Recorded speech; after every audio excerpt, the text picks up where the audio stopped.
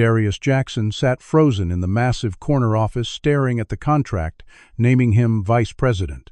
The same company whose security had thrown him out 3 months ago, accusing him of trespassing when he arrived for his interview, was now offering him everything.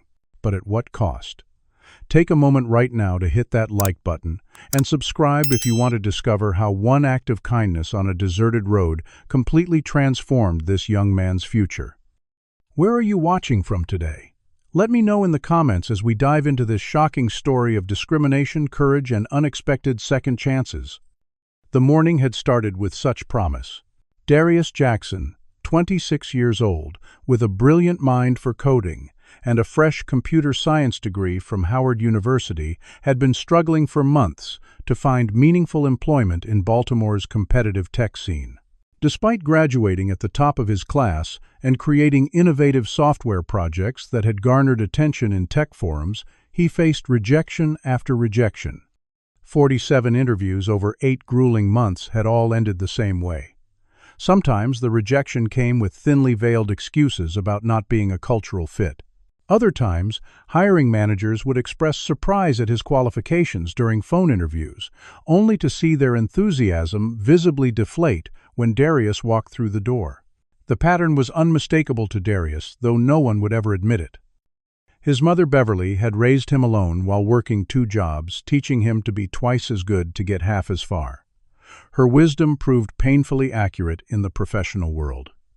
That morning, however, felt different. Darius had finally landed an interview at Horizon Technologies, a prestigious firm known for groundbreaking energy solutions. Their innovations in sustainable power were revolutionizing the industry, and the position would utilize his specialized knowledge in efficiency algorithms. Beverly had been ecstatic when he told her about the interview, her tired eyes lighting up with hope that her son might finally get the chance he deserved. She had even taken an extra shift at the hospital where she worked as a nurse to help Darius buy a new suit for the occasion.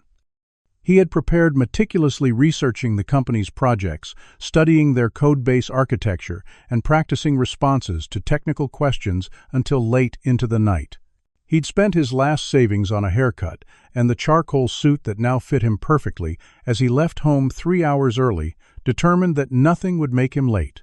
The journey required taking multiple buses across town to reach Horizon's gleaming headquarters in the affluent part of the city. Darius sat tall on the bus, ignoring the occasional suspicious glances from other passengers as he mentally rehearsed his interview answers. Everything was going according to plan until 30 minutes from his destination. As the bus dropped him at the transfer point for his final connection, Darius noticed an elderly white man on the side of a quiet stretch of road, standing helplessly beside a luxury car with a flat tire. The man, who appeared to be in his late 60s, was leaning on a cane and looking increasingly distressed in the morning heat. Darius checked his watch. He had built in extra time for delays, but stopping to help would cut things close. He hesitated, feeling the weight of the interview opportunity against the obvious need of the stranded motorist. No other cars were stopping. The internal debate lasted only seconds before Darius's conscience won out. His mother had raised him with the unwavering belief that helping others was never optional when you had the ability to do so. With a deep breath, he adjusted his tie and approached the man. "Sir, do you need some help with that tire?" he called out as he approached. The elderly man turned surprise and then unmistakable wariness crossing his features. His hand tightened around his phone, and he took a small step back. "I'm fine," he replied curtly. "AAA is on the way." Darius recognized the reaction. He'd seen it countless times, the automatic suspicion that came with his 6'2" frame and dark skin, regardless of his pressed suit and gentle tone. "I understand," Darius said calmly, maintaining a respectful distance. "But I noticed you've been waiting a while, and I'm happy to change that tire for you if you'd like. It's no trouble." The man hesitated, clearly assessing Darius. "My name is Darius Jackson," Darius offered with a smile. "I actually have an important interview today. But I couldn't just walk past someone who needs help." The mention of the interview, paired with Darius's professional appearance, seemed to ease some of the man's tension. "I'm William," the man finally said, not offering his last name. "AAA said it would be another hour. My driver usually handles these things, but he's out sick. The tire change proved more challenging than expected. The luxury vehicle had specialized wheel locks, and one of the lug nuts was stripped. Darius had to improvise tools and techniques, all while keeping his suit as clean as possible. As he worked, the elderly man gradually relaxed, moving from suspicious silence to occasional questions. Gradually, William revealed small details about himself, his grandchildren, and his passion for renewable energy, though he never mentioned his position or company. 45 minutes later, with grease staining his hands despite his best efforts, Darius tightened the last lug nut and returned the spare tire to its compartment. By now, he knew he would miss his interview completely. The sinking feeling in his stomach contrasted with the satisfaction of helping someone in need. Here the elderly man said, pulling out his wallet. "Let me compensate you for your time and making you late for your appointment." Darius shook his head firmly. "I wasn't raised to ignore someone who needs help, and I certainly wasn't raised to accept payment for doing the right thing. Thank you, though." As they parted ways, Darius watched his career opportunity disappear like the luxury car driving away. He didn't know then that this chance encounter on a deserted road was actually the beginning, not the end, of his connection with Horizon Technologies. By the time Darius arrived at Horizon Technologies' gleaming 40-story headquarters, he was 90 minutes late for his interview slot. His hands were stained with grease, despite his best efforts to clean them in a gas station bathroom. His forehead glistened with sweat from running the final few blocks, and his carefully pressed suit now bore the wrinkles of hard work. The revolving glass doors opened into a vast marble lobby, where men and women in immaculate business attire moved with purpose. Darius approached the reception desk with as much confidence as he could muster, aware of how out of place he must look. The receptionist, a young woman with perfectly styled blonde hair, whose nameplate read Morgan Wilson, looked up from her computer. Her professional smile faltered as she took in his appearance. "Can I help you?" she asked, her tone suggesting she doubted he had legitimate business in the building. "Yes," Darius replied politely. "I have an interview with the software development team. I know I'm late, but there was an emergency. My name is Darius Jackson." Morgan's perfectly shaped eyebrows rose slightly. She glanced toward a nearby security guard, a tall man with a military bearing who had already begun moving closer, hand resting near his weapon. Darius pretended not to notice, maintaining his professional demeanor despite the familiar sting of being perceived as a threat. "Miss Pripley received tumation to AT." Wilson made a show of checking her computer, though Darius could see his name highlighted on the screen from where he stood. "You were scheduled for 9:30, she said, emphasizing the past tense. "It's now 11:15. Darius nodded, trying to keep the desperation from his voice. "I understand, and I sincerely apologize. I stopped to help someone with a flat tire on my way here. If there's any possibility of still meeting with the team, I'd be extremely grateful." Morgan picked up her phone, maintaining eye contact with the security guard as she did. "Patricia, there's a Darius Jackson here. He says he had an interview this morning." She paused, listening. "Yes, he's aware he's almost 2 hours late." Her tone made it clear what she thought of his excuse. Minutes later, a stern-faced woman with steel-gray hair emerged from an elevator. Her gaze swept over Darius with open disapproval as she approached. "Mr. Jackson, I'm Patricia Reynolds from Human Resources." Her voice carried across the lobby, drawing the attention of people waiting in the seating area, including other well-dressed candidates. Darius could feel their stares as Patricia continued without lowering her voice. "You understand that punctuality is a core value at Horizon Technologies. People like you need to realize that our executives' time is valuable. We can't simply rearrange our schedules because someone decides to show up whenever they please." The phrase, "people like you," hung in the air, its implication unmistakable to Darius. "I completely understand, Miss Reynolds. I take punctuality very seriously as well." There was an elderly gentleman stranded with a flat tire, and excuses don't demonstrate the character we look for in our employees. Patricia cut him off sharply. "The fact that you would even attempt to justify this level of unprofessionalism tells me everything I need to know." The interview was over before Darius could explain further. Security was called to escort him out, the guard gripping his arm unnecessarily tight as they walked to the exit. As he was marched through the lobby, Darius noticed the eyes of employees and other candidates following him, some with pity, others with confirmation of their biases about a disheveled black man being removed from the premises. Outside on the sidewalk, the humiliation burning in his chest, Darius called his best friend Andre Wilson. "It didn't go well, man," he said when Andre answered. "I didn't even get to interview." Andre's sympathy was genuine, but couldn't mask his disappointment. "That's rough, D. What happened?" After explaining, Darius had to pull the phone away from his ear as Andre vented his frustration. "You know, a white dude would have been given a chance to reschedule. They'd be calling him a good Samaritan, not treating him like a criminal." The harsh truth of Andre's words didn't need acknowledgement. Both men had lived this reality their entire lives. Darius's phone buzzed with another incoming call, Beverly. His heart sank knowing he'd have to disappoint her, too. He switched over, forcing brightness into his voice that he didn't feel. "Hey, Mom." She was already celebrating, her voice tired but happy. "My baby boy, how did it go? Did they recognize how brilliant you are?" The lie stuck in his throat, but he couldn't bear to extinguish the hope in her voice, not when she'd been picking up extra shifts at the hospital to help with his rent while he job hunted.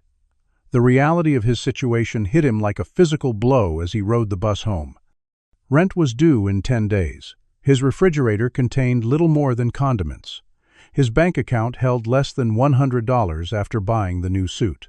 On the ride, he applied to 5 more positions on his phone, receiving 2 automated rejections before he even reached his stop.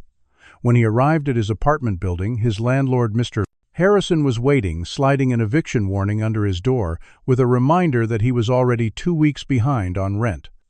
That night, as Darius heated his last pack of ramen noodles, he questioned his decision for the first time. Would a white candidate have been given the benefit of the doubt? Would they have been allowed to reschedule instead of being publicly humiliated? The questions had no answers, but he knew what his mother would say. She'd raised him to be a man of principle, regardless of how unfairly the world treated him. With that thought, he opened his laptop and began applying to Whitmore Enterprises, Horizon's biggest competitor. If one door closed because he did the right thing, he'd find another way forward. 1 week after the Horizon Technologies disaster, Darius's situation had grown increasingly desperate. He had applied to 28 more positions, his resume and cover letters tailored meticulously for each one. His inbox remained empty of anything but automated acknowledgments. To make ends meet, he had started fixing computers for neighbors in his apartment building, charging just enough to buy groceries, but not enough to offend people who knew his circumstances. Even with these odd jobs, the math was unforgiving. His mother had started working double shifts at the hospital to help with his rent despite his protests. The extra hours were taking a visible toll on her health, adding guilt to Darius's growing burden. On Thursday afternoon, while replacing a hard drive in Mrs. Tompkins's ancient desktop computer, Darius's phone rang with an unknown number. He nearly ignored it, assuming it was another debt collector, but answered on the last ring. "Mr. Jackson," a polished female voice inquired. "This is Rebecca Stevens, executive assistant to William Kensington, CEO of Horizon Technologies. Mr. Kensington would like to meet with you personally tomorrow morning if you're available." Darius nearly dropped the screwdriver he was holding. His first thought was that this must be a cruel prank, perhaps orchestrated by someone who had witnessed his humiliation at Horizon. "Excuse me," he managed to respond, his voice betraying his confusion. "I understand your surprise," Rebecca continued smoothly. "Mr. Kensington mentioned that you assisted him last week when his car had a flat tire. He was particularly impressed by your skill with the stripped lug nut, using only the basic tools available." The specific detail, one he hadn't shared with anyone else, caught Darius off guard. Still, suspicion lingered. Why would the CEO of Horizon Technologies want to meet with him after his company had essentially thrown him out? "I can send a car for you at 9 tomorrow morning if that suits your schedule," Rebecca added when Darius remained silent. A rush of questions flooded his mind. Was this legitimate? If so, what did the CEO want? Was it possible the elderly man he'd helped, really was William Kensington, the rarely photographed founder of Horizon Technologies. Even if true, why reach out now, a week later? I appreciate the invitation, Darius said carefully. But may I ask what this meeting concerns? Mr. Kensington prefers to discuss that in person, Rebecca replied. He simply asked me to tell you that he believes a grave error has been made, and he would like the opportunity to correct it. After ending the call, Darius immediately phoned Andre, explaining the bizarre situation. Andre's reaction was immediate and skeptical. This sounds like a setup, man. Maybe they're planning to accuse you of something.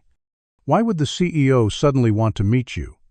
What if they're claiming you harassed the old guy, and now they want to press charges?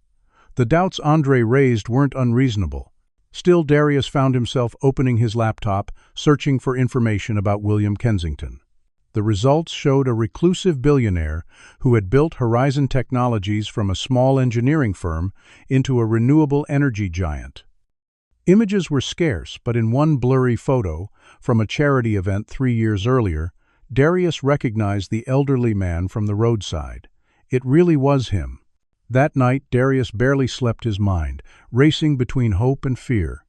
What if this was his second chance? But what if Andre was right, and this was some elaborate humiliation? By morning, he had decided to take the risk. His mother had always told him that opportunities rarely announce themselves with certainty. At precisely 9 o'clock, a sleek black car pulled up outside his apartment building. Curious neighbors peeked through blinds as a uniformed driver stepped out and opened the rear door. "Mr. Jackson," the driver said respectfully. "I'm James. Mr. Kensington sent me to bring you to his office." The formality and respect in the driver's tone, so different from his treatment at Horizon previously, was almost as disorienting as the luxurious vehicle. What would you do in Darius's situation? Would you trust this mysterious invitation or suspect an ulterior motive? Comment number 1. If you think Darius should proceed cautiously, but take this chance, or number 2, if you believe this is too suspicious to trust. Like this video if you've ever had to make a difficult decision with limited information, and subscribe to follow Darius's journey into what could be an opportunity or a trap. How far would you go to clear your name after being wrongfully judged? Would you walk straight into the lion's den to face those who dismissed you? Let's see what awaits Darius as he enters Horizon Technologies once more, but this time through a very different door. The drive to Horizon Technologies headquarters took 30 minutes, cutting through parts of the city Darius rarely visited. He sat silently in the plush leather back seat, watching as deteriorating neighborhoods gave way to manicured corporate parks. James, the driver, made no attempt at conversation beyond confirming that the temperature was comfortable. When they arrived, rather than stopping at the main entrance where Darius had been humiliated a week earlier, the car continued around to a private parking garage beneath the building. A security officer nodded at James and raised the barrier without checking identification. "I've been instructed to bring you directly to the executive floor," James explained as he held the car door open for Darius. The private elevator required a key card, which James supplied, pressing the button for the 40th floor. Darius straightened his tie, grateful that he'd worn his interview suit despite his misgivings about this meeting. The elevator opened directly into a reception area more luxurious than any space Darius had ever encountered. Original artwork adorned walls covered in what appeared to be hand-painted silk. A crystal chandelier cast prismatic patterns across marble floors, so polished they reflected like mirrors. Behind a curved desk of some exotic wood sat a woman in her early 40s with a warm smile that reached her eyes. "Mr. Jackson." She stood and extended her hand. "I'm Rebecca Stevens. We spoke on the phone. It's a pleasure to meet you in person." Her handshake was firm, her manner genuinely welcoming, a stark contrast to his previous reception at Horizon. "Mr. WWWW. Kensington is concluding another meeting," Rebecca continued. "He asked that you make yourself comfortable. May I get you anything? Coffee, water?" The normality of the interaction, completely free of the suspicion and disdain he'd faced from other Horizon employees, left Darius slightly off balance. He accepted water and took a seat in one of the designer chairs, noting that from this height the city spread out like a detailed model cars moving like toys along the streets below. As he waited, voices drifted from a partially open door to a conference room down the hall. The conversation, though muted, was clear enough for Darius to catch phrases that made his stomach tighten. "The board is pushing this diversity initiative again," a male voice complained. "We'll have to make some token efforts, but let's not waste resources on this nonsense." Another voice chimed in. "I understand it's a necessary evil for public relations, but let's be realistic about our priorities." A third voice, louder and more dismissive than the others, added, "We could just hire a token, put them somewhere visible but not critical, and check the box." The crude laughter that followed burned in Darius's ears. Before he could process what he'd overheard, Rebecca approached, interrupting his thoughts. "Mr. Kensington will see you now," she said, leading him past the conference room where several men in expensive suits glanced up with surprise as he passed.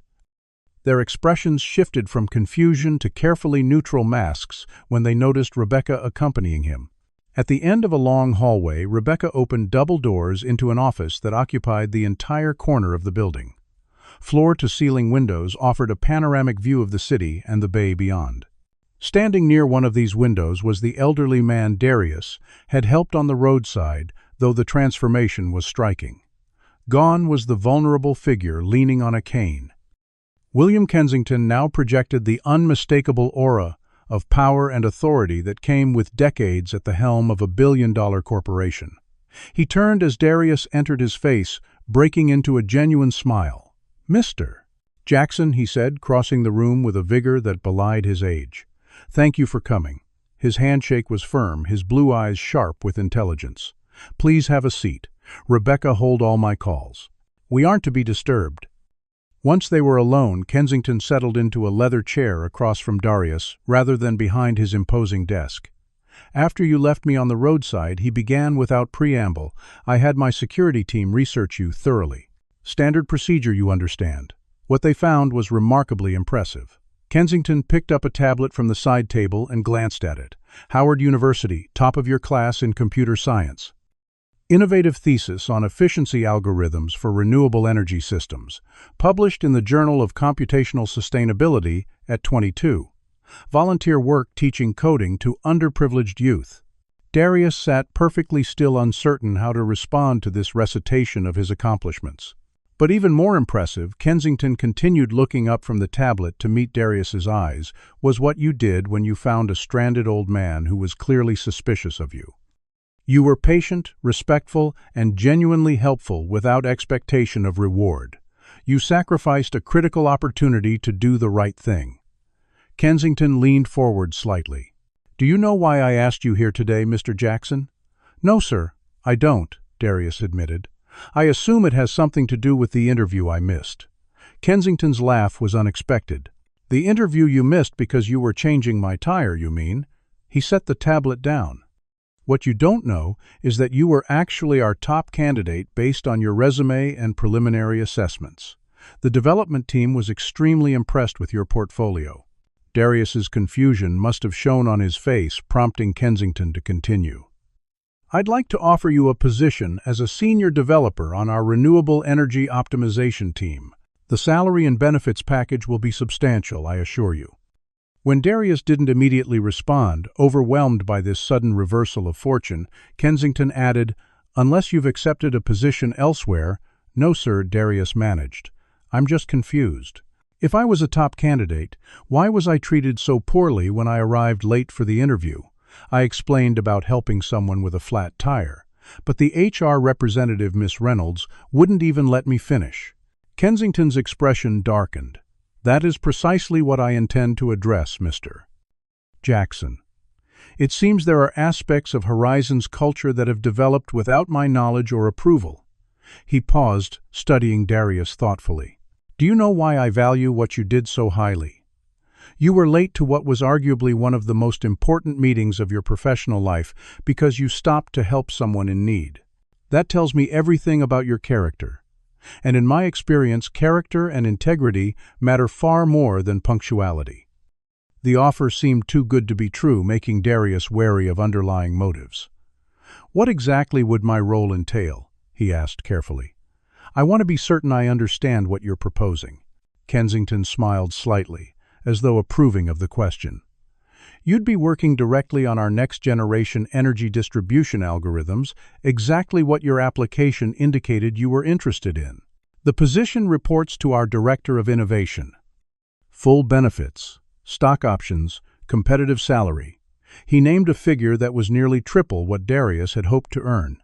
As they discussed the details, Darius found himself both excited and uneasy. The opportunity was everything he had dreamed of. Yet the stark contrast between Kensington's respect and the treatment he'd received from other Horizon employees left him wondering which represented the company's true culture. By the end of the meeting, he had accepted the position, agreeing to start the following Monday. As James drove him home, Darius watched the gleaming Horizon Tower recede in the window, wondering if he had just been handed the opportunity of a lifetime, or if he was walking into something far more complicated than a simple job offer. Monday morning arrived with a mixture of anticipation and anxiety churning in Darius's stomach. He had spent the weekend researching Horizon's recent projects in greater detail and reviewing relevant programming languages and frameworks. His mother had cried when he told her about the job, offer her relief palpable as she hugged him tightly. He hadn't shared his lingering concerns with her, not wanting to dampen her joy. The black car arrived precisely at 7:30 James, as formal and professional as before. This time, however, they pulled up to the main entrance rather than the private garage. "Take care, Mr. Jackson," James said as he opened the door. Darius straightened his new tie, purchased with an advance Kensington had insisted on providing, and walked through the revolving doors with his head held high. At the reception desk sat Morgan Wilson, the same woman who had regarded him with suspicion during his previous visit. Her eyes widened slightly in recognition before her professional mask slipped back into place. "Good morning," she said, her tone carefully neutral. "Mr. Kensington's office called down. Patricia Reynolds will meet you for orientation." The security guard from his last visit hovered nearby, watching with undisguised curiosity as Morgan made a quick call. Minutes later, Patricia Reynolds emerged from an elevator, her expression impossible to read as she approached. "Mr. Jackson," she said crisply, offering neither apology nor acknowledgement of their previous interaction. "Welcome to Horizon Technologies. Please follow me." The orientation was efficient but minimal. Patricia provided required documentation and basic information about company policies, her manner coldly professional. She made no mention of their previous encounter, acting as though they were meeting for the first time. When Darius asked questions about team structure or projects, her answers were brief to the point of curtness. After the paperwork was complete, she led him to the 28th floor where the development team was housed. "Your workspace is here," she said, indicating an isolated desk separated from the main development area. "Eric Matthews. The tech lead will provide your assignments." With that, she departed, leaving Darius alone in the empty corner. Within minutes, a thin man with wire-rimmed glasses approached his handshake perfunctory. "Eric Matthews," he introduced himself. "I understand you're joining the renewable energy team." His tone suggested this information was new and not entirely welcome. "We're in the middle of several critical projects, so you'll need to get up to speed quickly." He placed a company laptop on the desk. "For now, I'd like you to familiarize yourself with our codebase and documentation. Let me know if you have questions." Before Darius could respond, Eric walked away, returning to a group of developers clustered around a whiteboard. As the day progressed, a pattern emerged that set off warning bells in Darius's mind. His workspace remained isolated while other developers worked collaboratively. His network credentials provided only limited access to the codebase, requiring him to request permission for information other team members accessed freely. During the team meeting, his introduction was cursory, his attempt to share relevant experience cut short by Eric, who moved quickly to other agenda items. Colleagues were polite but distant conversations, stopping abruptly when he approached. Lunch invitations were extended to others within his hearing, but never to him. By Wednesday, Darius had completed all the basic tasks Eric had assigned, work that should have taken a junior developer a full week. When he reported this progress, Eric's response was skepticism rather than approval. "These assignments aren't meant to be rushed through," Matthews said, frowning at the code on Darius's screen. "Quality is more important than speed." Darius bit back a defensive response instead, offering to walk Eric through his methodology. The code review that followed was grueling with Eric, questioning every design decision and optimization despite clear performance improvements. Throughout the examination, Darius maintained his composure, explaining his reasoning with patience, even as Eric's questions became increasingly nitpicky. As Eric finally walked away, Darius overheard a conversation from nearby developers. Diversity Hire One muttered just loudly enough to be heard. $50 says he doesn't last a month. The words stung, but Darius kept his eyes on his screen, focusing on the next task. By the end of the first week, other patterns had emerged. Bradley Thompson, the vice president of operations, whose voice Darius recognized from the conversation he'd overheard while waiting for Kensington, made daily visits to his workspace. Each time, Bradley would find something to criticize, from minor coding conventions to the organization of Darius's desk.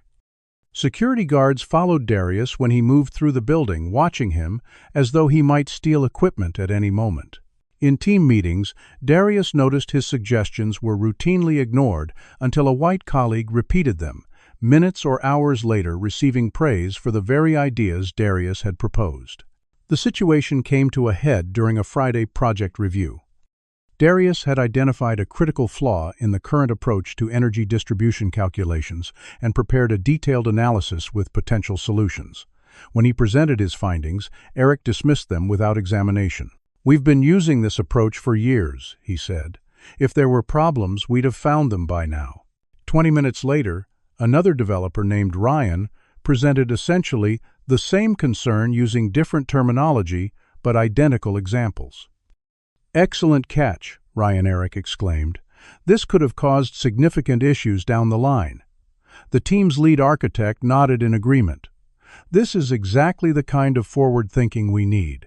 Darius maintained a neutral expression, though his hands clenched briefly under the table. That night, he started a detailed journal, documenting every interaction, saving emails and recording meeting notes with timestamps. If there was a systematic effort to undermine him, he would have evidence.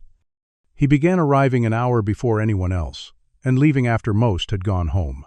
Despite the challenges, he continued producing exceptional work, addressing problems others overlooked, and creating elegant solutions to complex issues. His mother noticed his exhaustion but beamed with pride when he told her about the projects he was working on, carefully omitting the difficulties he faced.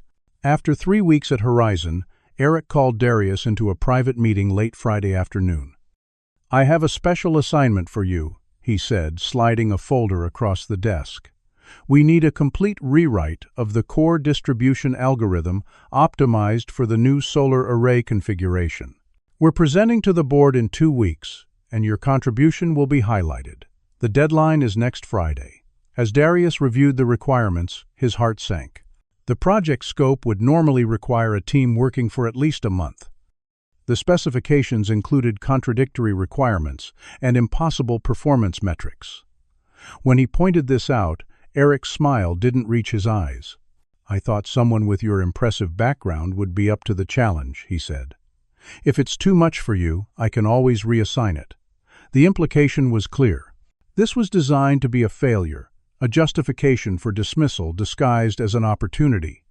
Darius accepted the folder with a calm he didn't feel. "I'll get started right away," he said. As he returned to his desk, he noticed Bradley Thompson watching from across the floor, a satisfied smirk playing at the corners of his mouth. Darius understood then that the real test had nothing to do with code or algorithms. It was about whether he would break under the pressure of systematic exclusion and impossible expectations. They had underestimated him. Growing up, Black in America had taught Darius one crucial lesson: how to excel in environments designed for his failure. The impossible project consumed Darius's days and nights. Each morning he arrived at 6, 2 hours before most developers. Each evening, he remained long after others had gone home, the office lights automatically dimming around him as he worked. The solitude suited his purpose, allowing him to focus without the constant reminder of his isolation from the team. On Thursday night, 1 week into the project, And with barely 8 days until the deadline, Darius found himself alone on the 28th floor, at nearly midnight. The cleaning staff had already completed their rounds, nodding respectfully to him as they passed. Security made occasional patrols, but otherwise left him to his work. He had made progress breaking down the contradictory requirements into manageable components and developing innovative approaches to each one. Still, the timeline remained virtually impossible.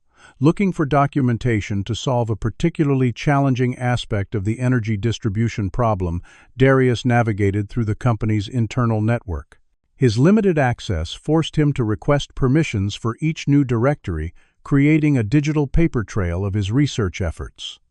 As he waited for approval on yet another request, he noticed an unusual error in the system. Clicking on what should have been a restricted folder, he found himself unexpectedly granted access to a directory labeled Operations Admin. Curiosity overcame caution as Darius discovered this was Bradley Thompson's private server space. Inside were hundreds of emails and documents spanning several years. A voice of prudence urged him to log out immediately, but a folder named Operation Cleanup caught his attention. Opening it revealed a systematic plan that turned his blood cold. Emails between Bradley Thompson and several other executives detailed explicit strategies for forcing minority employees to quit or creating pretexts for their termination. Attached spreadsheets tracked the progress of these efforts, complete with timelines and success metrics. With growing horror, Darius discovered his own name recently added to the list, with notes detailing the impossible project as a carefully constructed trap. More disturbing were the success stories detailed accounts of promising Black and Latino employees who had been pushed out using similar tactics over the past 5 years. Some had been assigned impossible projects. Others had their accomplishments attributed to white colleagues. Many had been isolated, excluded, and subjected to heightened scrutiny until they resigned. But the most damning evidence came in financial records hidden among the emails.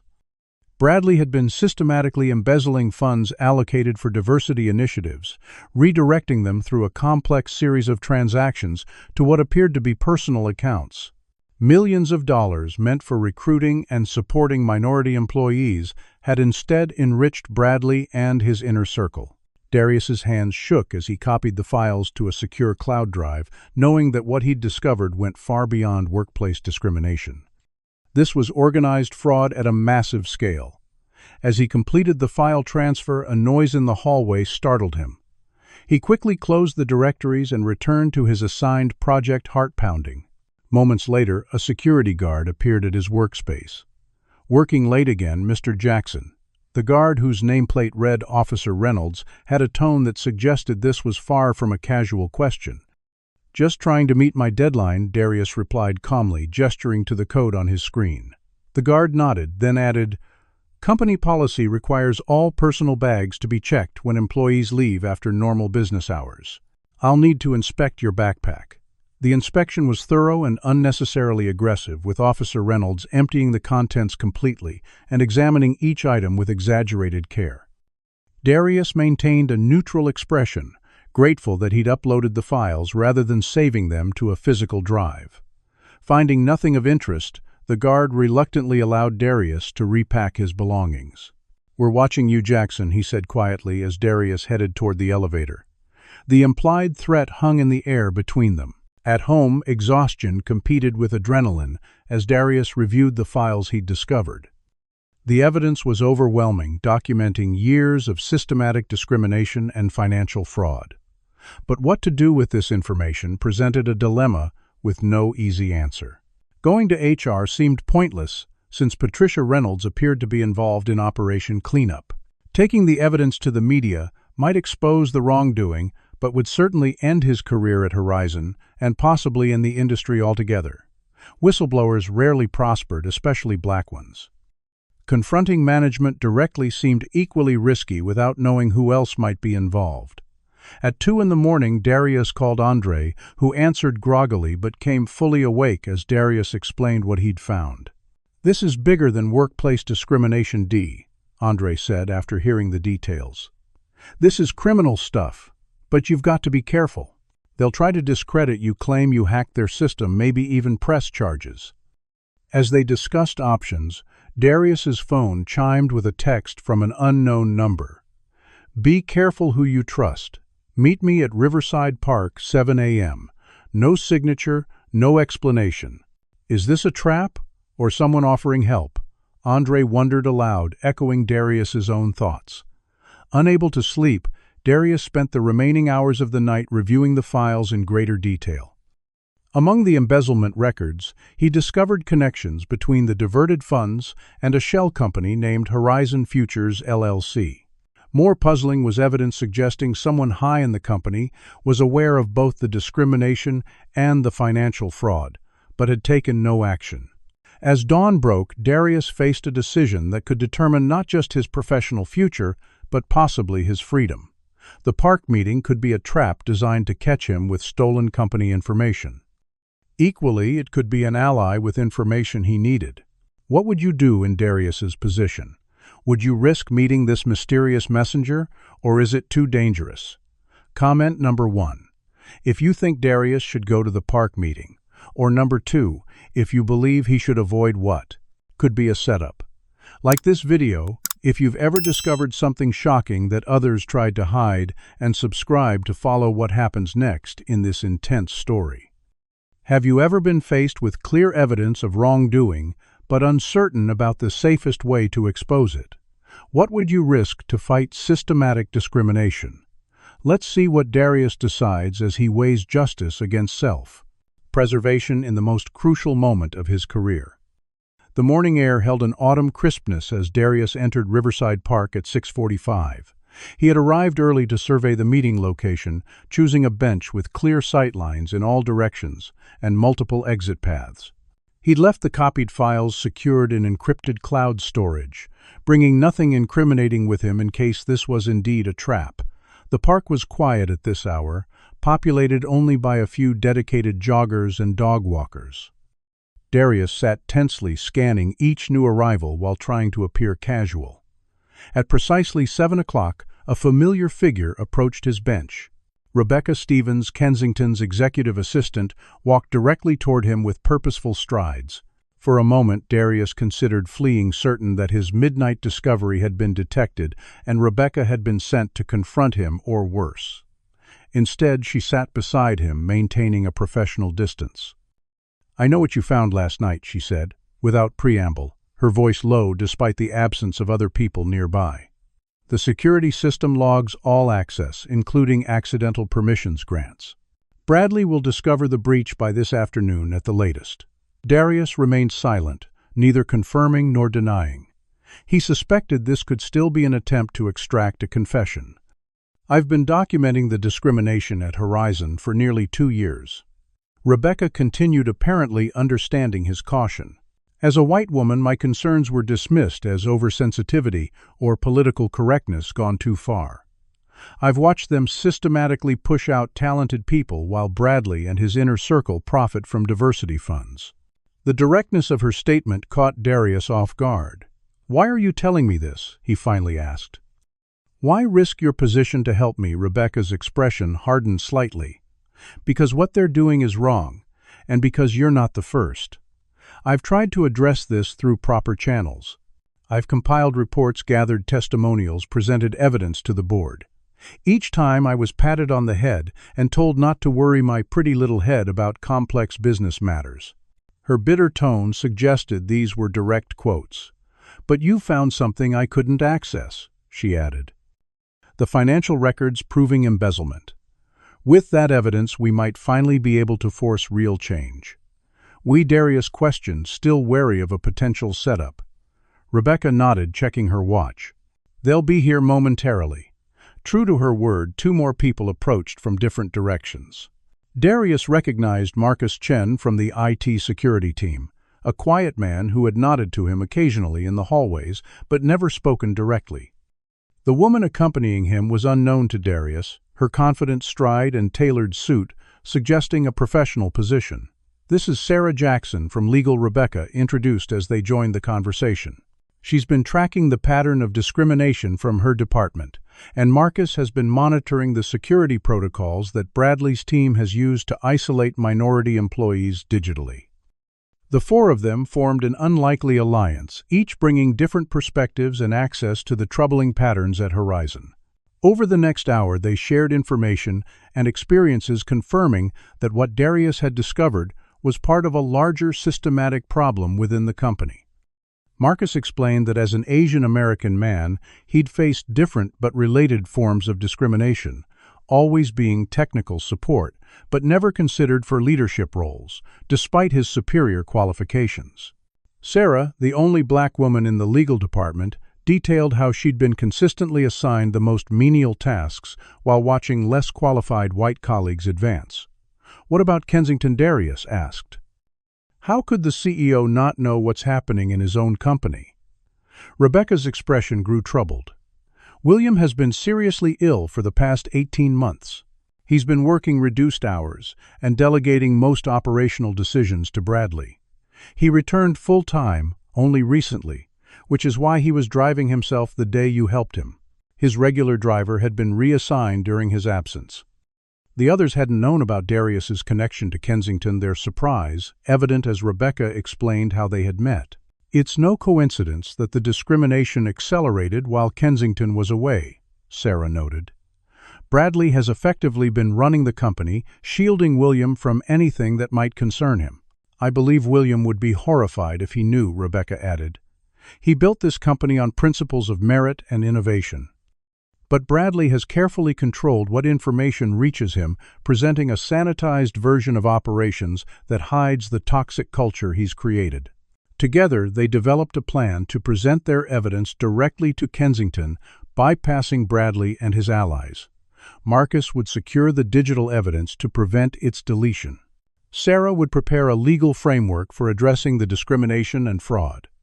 Rebecca would arrange a private meeting with Kensington. Darius would continue working on his impossible project as a cover while they prepared their case. The meeting concluded with a sense of cautious hope, the isolation each had felt individually now replaced by the strength of their alliance.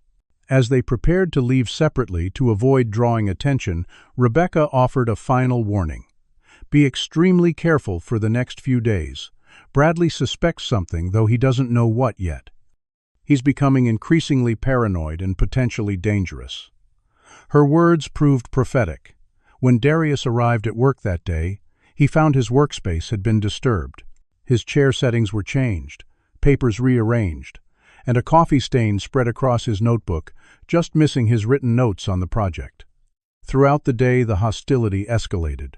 Eric assigned him to present at the afternoon development meeting with only 2 hours' notice. During his presentation, Bradley and several other executives interrupted repeatedly with technical questions designed to confuse and undermine him. Despite the sabotage, Darius maintained his composure, addressing each question with calm expertise that visibly frustrated Bradley. "One of the executives I don't recognize actually seemed impressed," Darius texted to the group chat they had established. "That's Janet Rivera," Sarah replied. "She's new to the executive team and not part of Bradley's inner circle. Could be an additional ally." That evening, as Darius walked to his car in the parking garage, he found all 4 tires slashed. Tucked under the windshield wiper was a note bearing 2 words, "Quit now." He photographed both the damage and the note, sending them to the group. "Bradley's getting desperate," Marcus responded. "We need to accelerate our timeline." "Agreed," came Rebecca's reply. "I'll schedule the meeting with William for Monday morning. Can everyone be ready by then?" As Darius waited for a tow truck in the darkened parking garage, he reflected on how quickly everything had changed. A week ago, he had been alone fighting an invisible battle against systemic discrimination. Now he had allies' evidence and a plan to expose not just the racism, but the corruption at Horizon's core. The slashed tires and threatening note meant to intimidate him into silence had instead strengthened his resolve.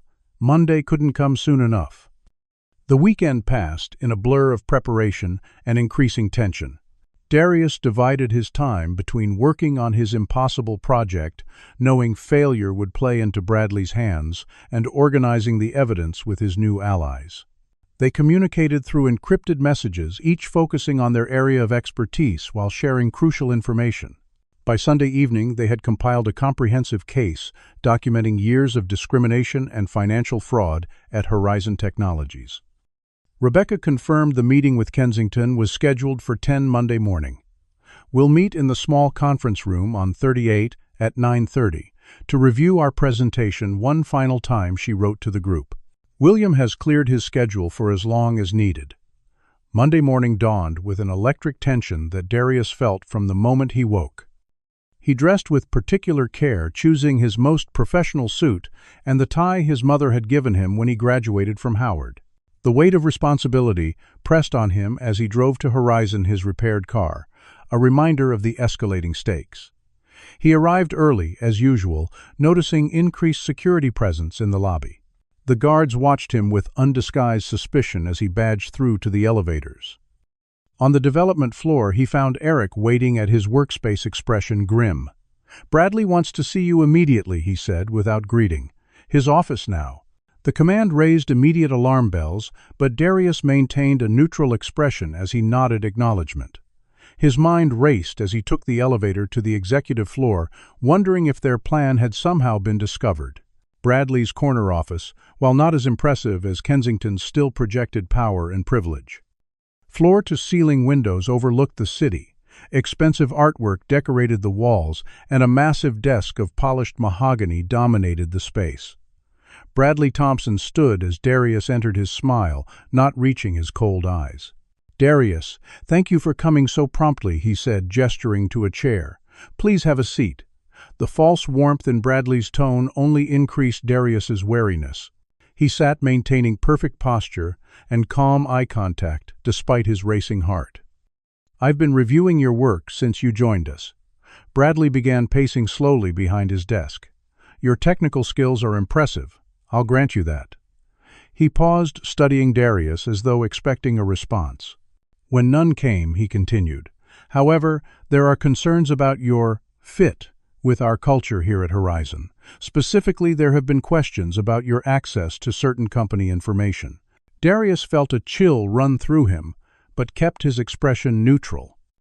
"I'm not sure I understand, Mr. Thompson," he said carefully.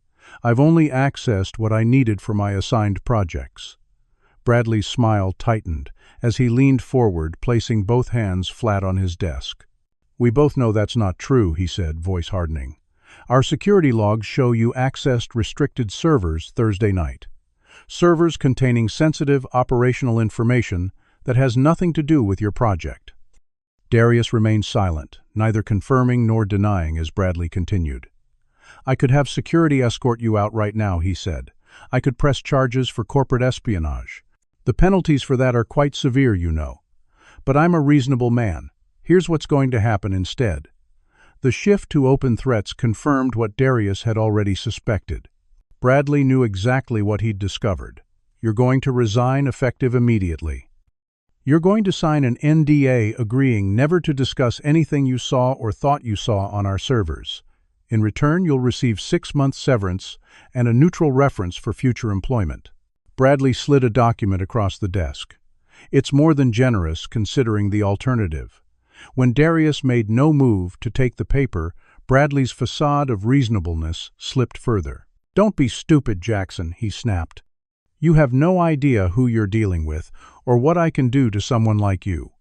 Your career, your reputation, even that hard-working mother of yours at Baltimore General."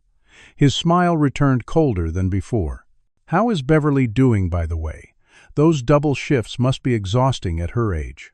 The threat against his mother sent a surge of anger through Darius that he carefully controlled, refusing to give Bradley the emotional reaction he sought.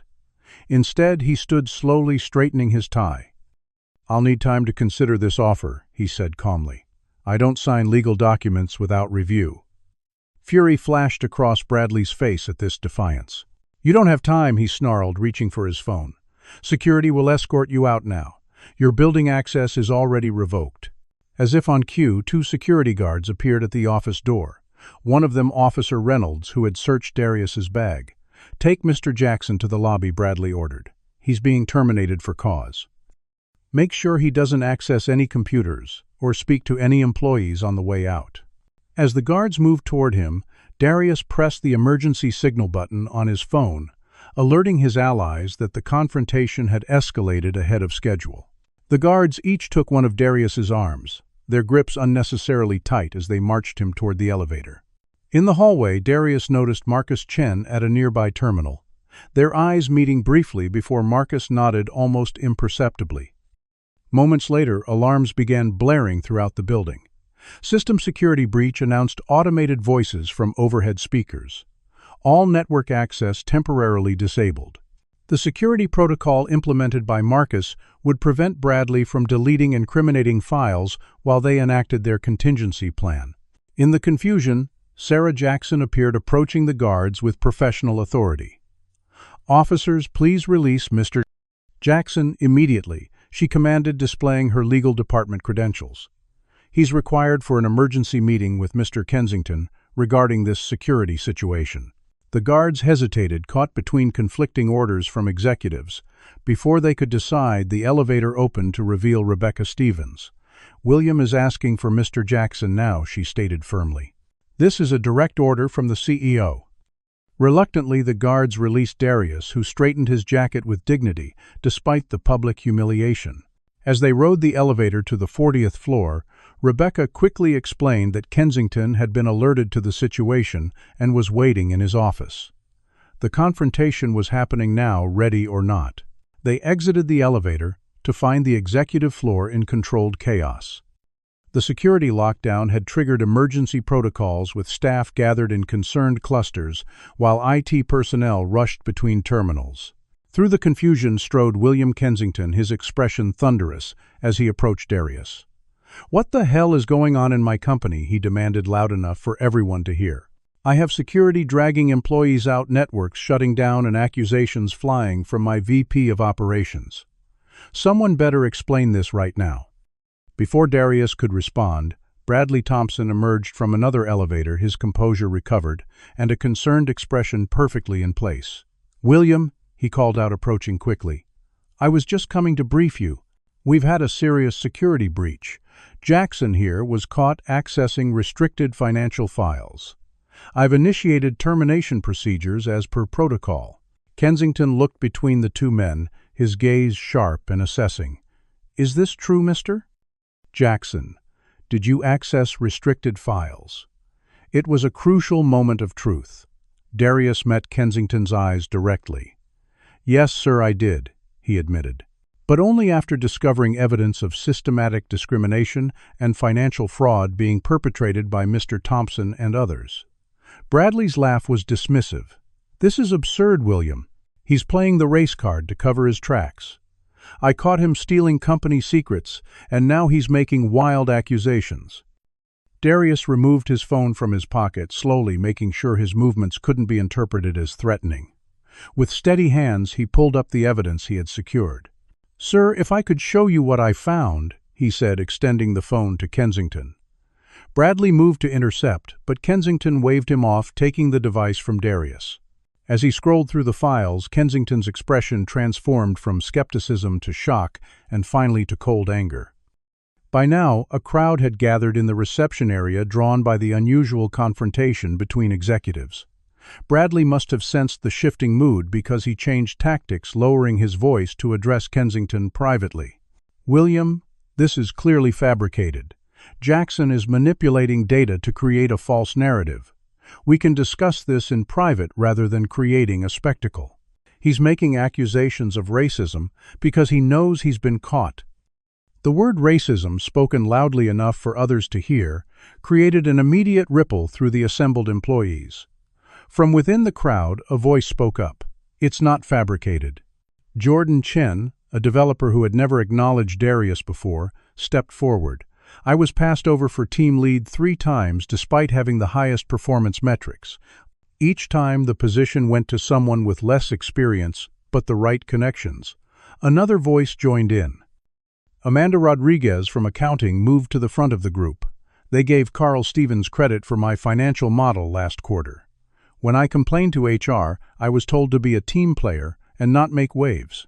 As though a dam had broken, more employees began sharing experiences of discrimination bias and unfair treatment. With each new testimony, Bradley's face grew paler, his confident smirk replaced by barely concealed panic. Kensington listened to it all, his expression becoming increasingly grave. When the voices finally quieted, he turned to Bradley. "My office," he said, his tone leaving no room for argument.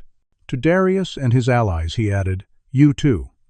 The final confrontation took place behind closed doors, but the outcome was evident to everyone at Horizon Technologies.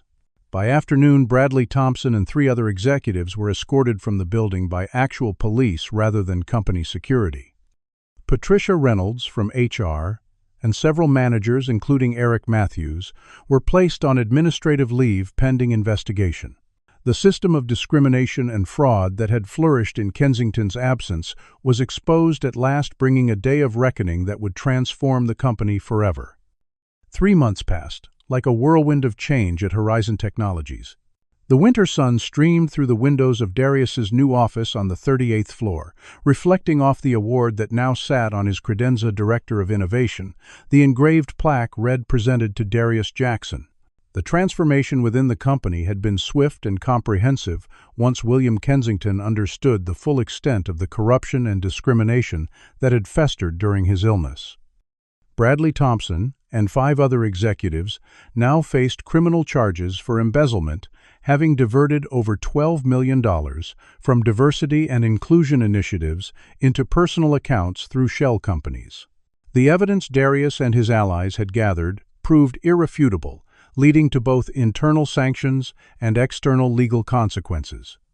But Kensington hadn't stopped at removing the bad actors. Horizon Technologies had undergone a complete cultural overhaul under his direct supervision. New anti-discrimination policies were implemented with genuine accountability measures and transparent reporting. Regular cultural competency training became mandatory for all managers, with performance evaluations now including metrics on inclusivity and mentorship. Most significant for Darius personally was his promotion to Director of Innovation, leading a diverse team of engineers developing next-generation renewable energy solutions. The corner office, with its panoramic view, served as a daily reminder of how far he had come from that isolated desk where he had once been expected to fail. Across the hall, Marcus Chen now served as Chief Information Security Officer, his technical brilliance finally recognized with appropriate authority and compensation. Sarah Jackson had been promoted to Deputy General Counsel, while Rebecca Stevens continued as Kensington's trusted executive assistant, though now with expanded responsibilities for corporate culture initiatives. The morning's executive meeting had just concluded with the board's approval of Darius's proposal for the Horizon Foundation, a new program to support minority students pursuing STEM education.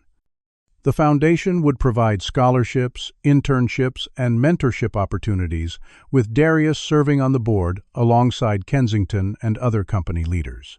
Checking his watch, Darius smiled at the realization that he would be early for lunch with his mother.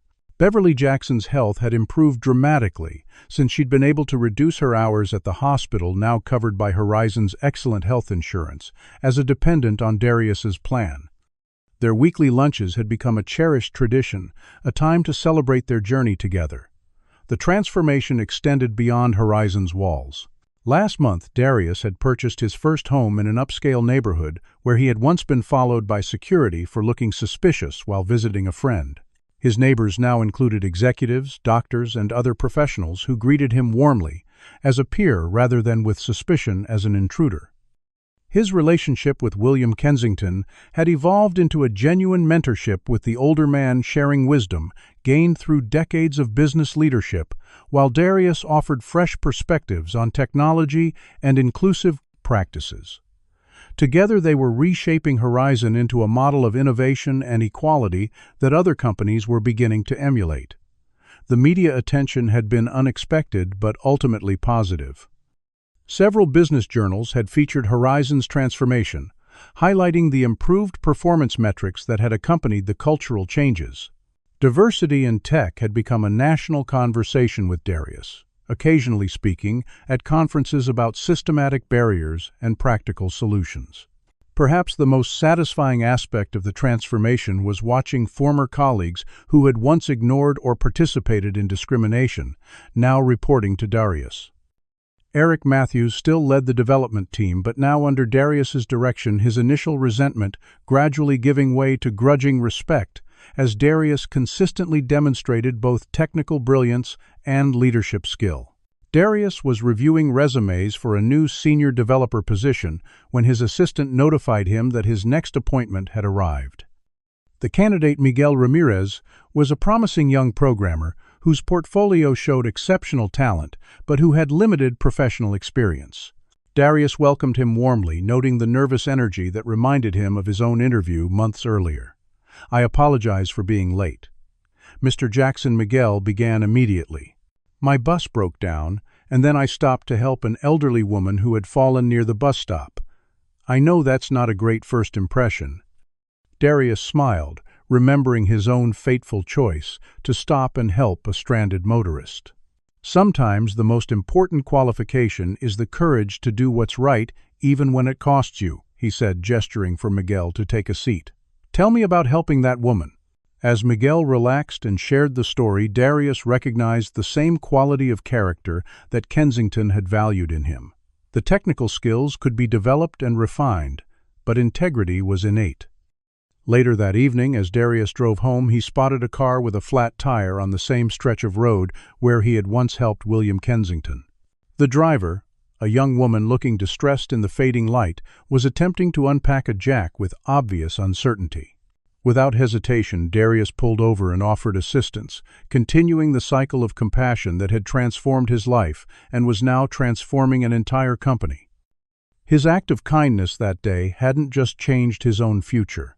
It had created ripples that would continue to expand, touching countless lives through new opportunities, fair treatment, and a workplace where excellence was recognized regardless of race, gender, or background.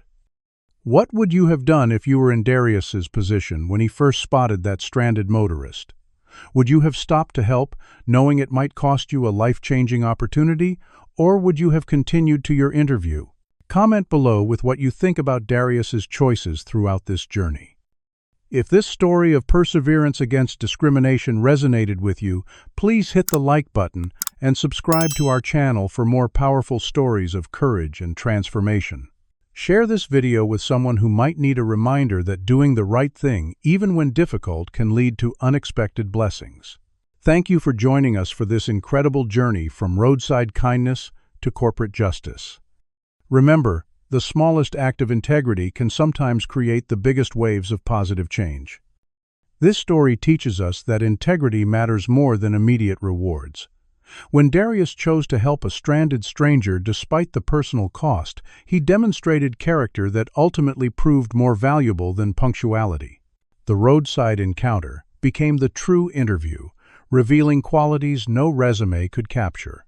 Darius's journey reminds us that discrimination often operates through subtle systems designed to appear legitimate while creating impossible barriers.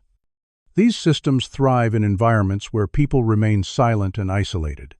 By documenting his experiences, building alliances, and gathering evidence, Darius transformed from victim to advocate. His courage to stand firm against escalating threats protected not just himself but countless others facing similar treatment. The story also illustrates how power can corrupt when left unchecked, yet shows that one person with principle can disrupt entrenched systems of injustice.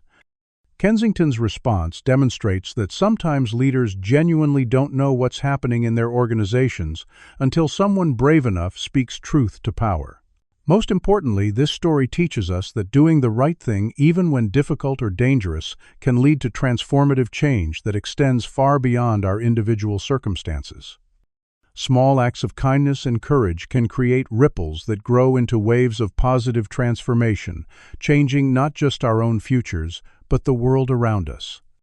Has there ever been a moment in your life where doing the right thing seemed to cost you an opportunity? Did it eventually work out in unexpected ways? Share your experience in the comments below. If Darius's battle against workplace discrimination resonated with you, please give this video a thumbs up to help others find this important story. Subscribe to our channel for more powerful narratives about overcoming injustice and standing firm in your principles when it matters most. And if you know someone struggling with workplace discrimination or difficult ethical choices, share this video as a reminder that integrity and courage can transform seemingly impossible situations. Thank you for joining us on Darius's journey from roadside kindness to corporate justice. Remember, your actions today might be creating ripples of positive change you can't yet imagine.